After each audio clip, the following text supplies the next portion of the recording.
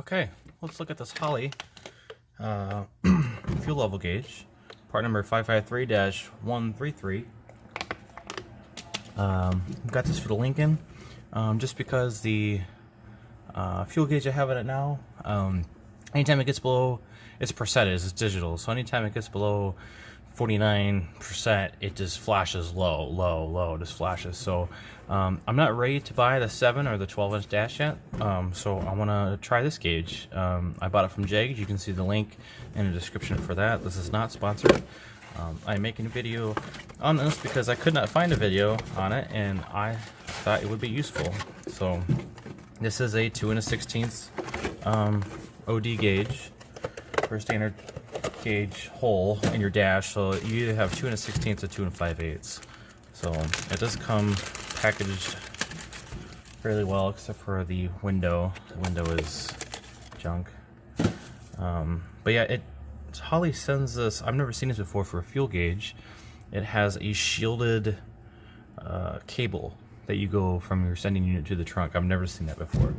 Typically, you just wire it into your own wire that's either factory on your vehicle or in a custom wiring harness when you rewired your car, which is not shielded.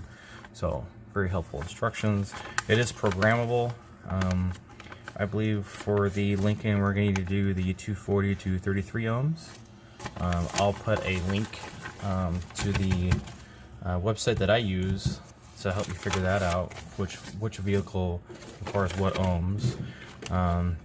So let's look at this. This looks very nice. There's a programmable button.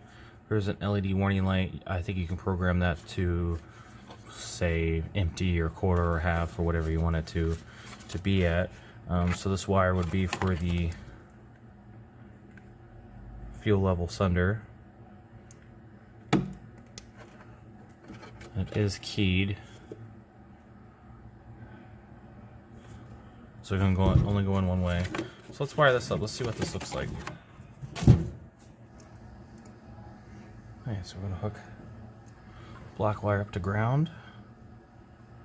I believe the white wire is for the lights. These alligator clips suck.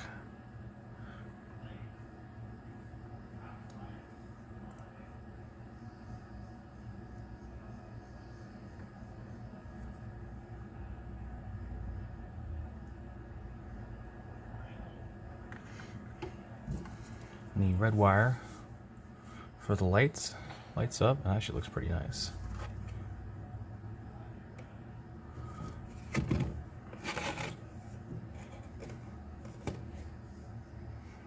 And then when you key it on, it has a cool sync.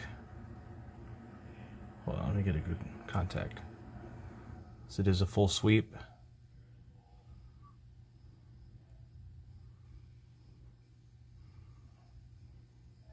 Yeah, this is going to be nice. Looks like it's very well built. It's going to look really good at night.